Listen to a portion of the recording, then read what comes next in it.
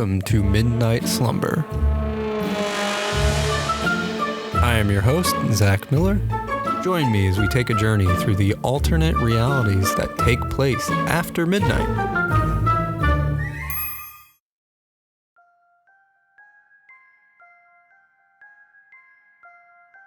Hotels are hit or miss in my opinion. Even some of the nicest ones have problems every now and then. One time, my girlfriend and I, we stayed at a hotel that was so nice, even with the new car that I had just got, I still felt out of place. Walking into this building, everything was immaculate and looked expensive. I didn't want to touch anything. However, when we checked into our room, which looked fantastic, the bed was damp, and so was the carpet. Not only that, but it also smelled strongly of cigarette smoke. I let the staff know, and they quickly moved me to another room, which looked exactly the same and turned out to be great. There was nothing different other than it wasn't damp and didn't smell like smoke. I had no problems at all with this new room. This story that we're about to tell, called Flower Hotel, tells of a pristine hotel that runs into some issues.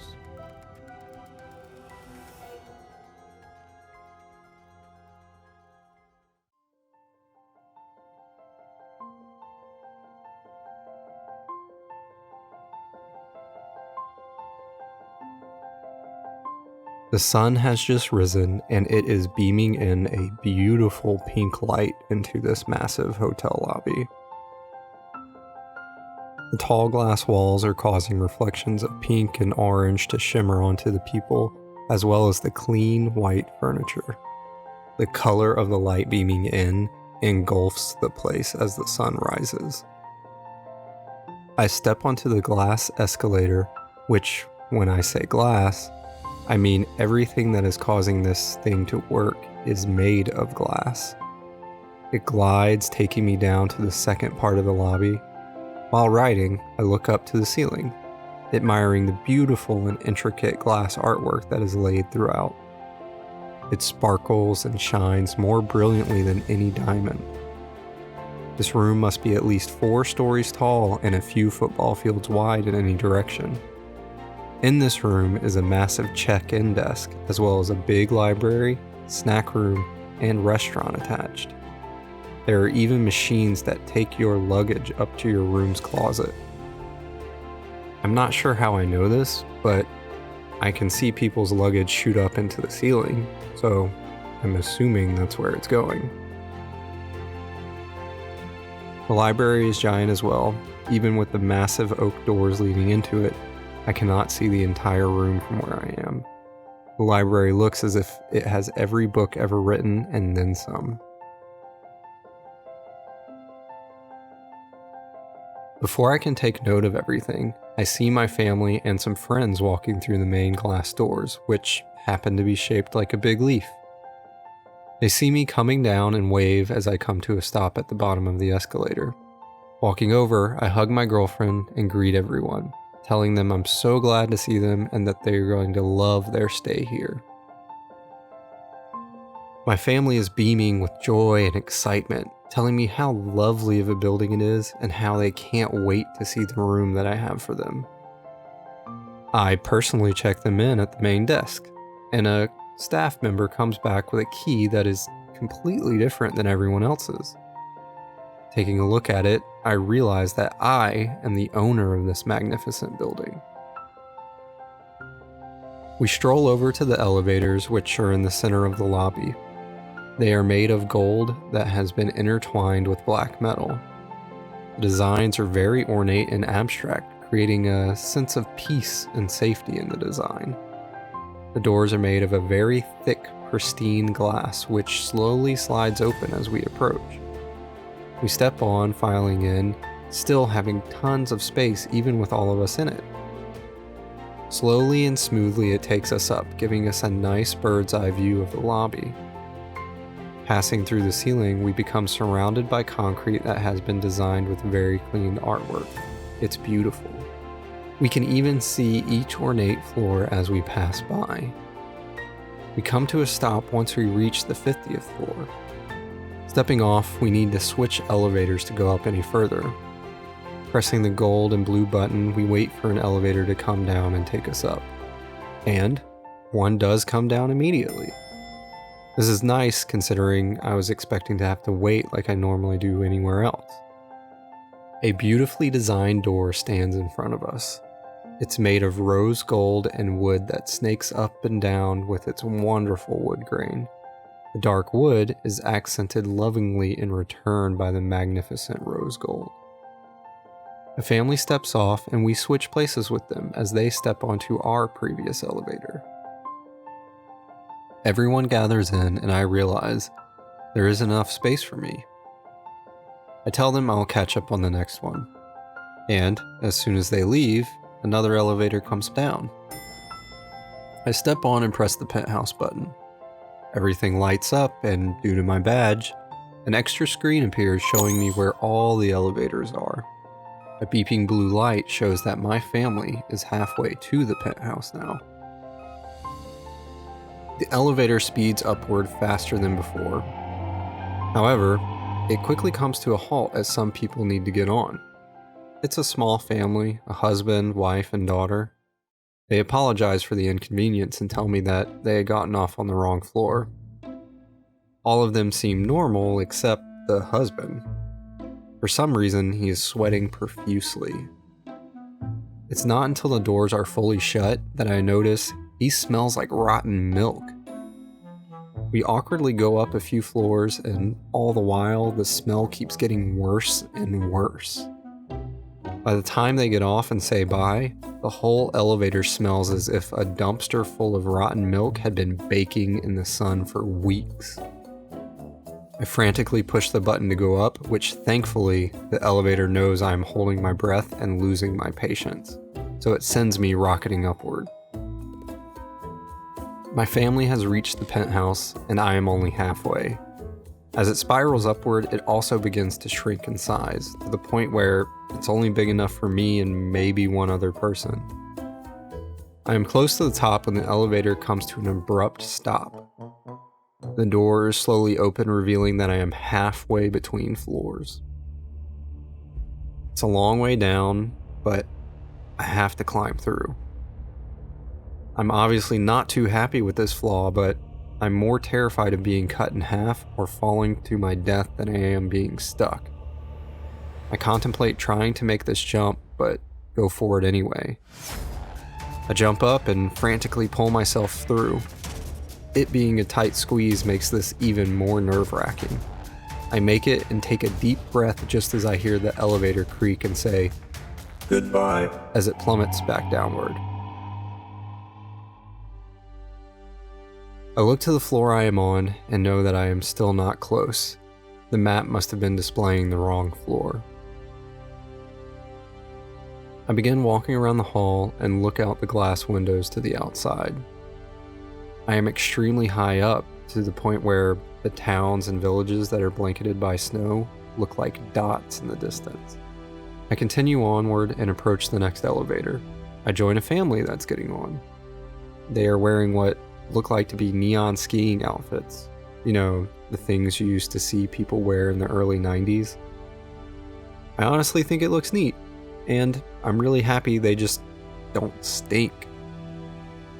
Before I can press a button or even check if this elevator is going up, it launches itself downward, and I can't stop it. In the blink of an eye, we are back in the lobby.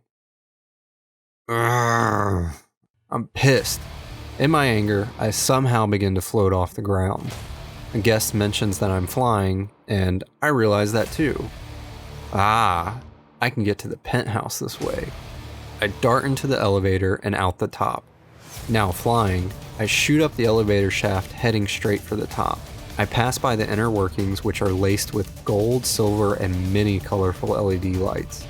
It twists all the way up to the top, and as I reach the penthouse doors, they slide open, sensing my presence.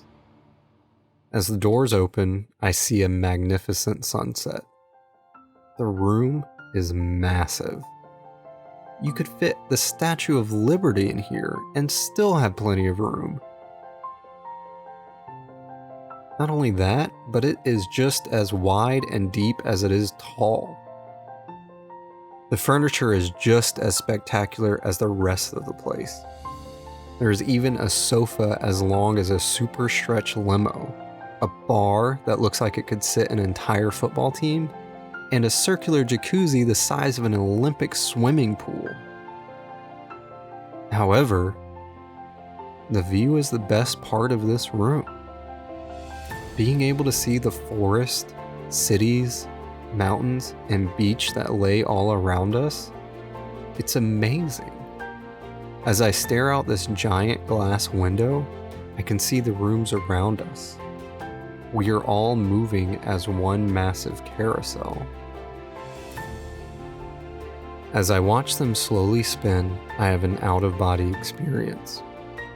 I float out of the room, past the thick glass and into the sky, moving further and further away from this building. Now, I can see the entire structure. This glass and steel building is designed in the fashion of a flower. It is the biggest structure I have ever seen and the biggest to ever exist. And it looks absolutely beautiful in this fading sunlight.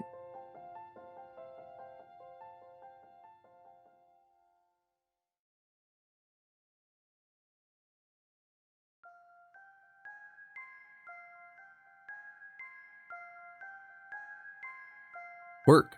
It can be a very rewarding thing. It can also be one of the worst experiences and something you dread going to every day. I have had experience in both scenarios. Sometimes though, even the best places to work can drastically change overnight, and you may never know why. Here is a story of when work turned strange. It's called Weird Workings.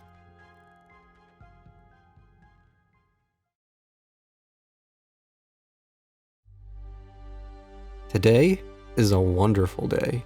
As I get a half day at work, it's almost already over. I'm getting ready to leave as I close down my computer and push my chair in, which I didn't really need to do as I was standing at my desk anyway. Turning off my giant monitors, I flip the lights off as well. Grabbing my backpack, I decide to head towards the bathrooms. Walking down these plain white halls though, I realize things are starting to change. The walls are growing in height, and the ceiling has changed from a drop ceiling to a hard rusted metal. Even the white walls are beginning to rust and flake, revealing wooden pillars underneath. I am now walking through a dirty and leaking hallway. It seems like I'm in a warehouse. A few people rush past me that I don't recognize. Another group of people are working on their computers out in the middle of this rusted hallway. I find it strange that their desks are just blatantly in the way, and their desks are rusted just like the rest of this place. A few more of them are on their way to lunch, yet as they pass by, no one's saying anything or even looking my way. It's a really odd behavior as the people around here usually greet one another with smiles and chatter even if you don't want to talk. I approach the rusted bathroom door, which looks like it's going to fall off at any moment and might give me tetanus. I push the door open and two people come out, both of the opposite sex. They are laughing with one another as if they had just said something clever about what's going on. One of them is someone who knows how to get under my skin. We never see eye to eye, and even if they are wrong or being a jerk, they never apologize to anyone, especially me. They laugh and glare at me as they walk by. Honestly, I really don't care because I really gotta go. I look back at the door and I don't see a gender sign, or even the bathroom sign where it used to be. I continue in, and as I do, I stop to see a man sitting at his computer where the urinals used to be. He has a full desk set up next to the rusted pipes and a dirty tiled wall behind him. I look around the room and it's obvious that this restroom has been turned into a big storage room. It clicks. The guy on the computer is the records keeper. He sees my look of confusion and says that they moved the bathroom a while ago. A while ago? How long have I been working? I turn to leave and I see someone sleeping on the couch next to that rusted door. And this couch, that looks to be made of black leather, is now reddish brown due to all this rust. It's laying next to some film props and plywood that's also covered in rust. Heck, even the guy sleeping has rust falling onto him right now. Everyone seems so fine with this new standard, which boggles my mind, because there has to be all kinds of health and safety violations going on. Yet, no one seems to even be aware of what's going on around them. I see a staff door and quickly make my way out. I walk into a tight hallway, having to turn sideways to even fit through. And I turn left, which opens up into an area with cubicles and couches that are circled together. This room is clean and carpeted. Everything in this room looks new. No rust or anything worn out. Even the equipment is new. The desks are a nice wooden material and the couches are made of an actual nice reddish brown leather. I recognize this as my old workplace. There are also donuts and cards on these tables, except for one. My old desk. There's dust all over it. Obviously, no one's occupied it. They haven't changed anything. My old chair, outdated computer, and a few personal items still are there. Even though I no longer work here, it still feels like I'm being left out. This room is much taller than I remember. I decide I should probably explore this new layout. But I make my way over to the director's office and see a group of old coworkers. They are smiling and laughing with each other, having a great time. I approach them and they see me, but turn their backs on me. The only one that doesn't is my old boss. I ask how things are going and what the celebration is for. He looks at me and says, "What celebration?" Confused at his statement, I look at everyone and realize they are collecting the donuts and cards and throwing them away. I now find myself asking, why are they doing that? He looks at me and says, "Well, they're old." I begin to feel like they don't want me to know something. And as I turn to ask why they didn't get a box for me, they all walk away back to their stations, completely disregarding me. I realized that the celebration was about me leaving. As to why they would celebrate that, I have no clue. I thought everyone loved me here, and I was always nice to them. I never argued. I even did favors for them. A sadness crosses my heart, and I wake, feeling left out, alone, and really needing to pee.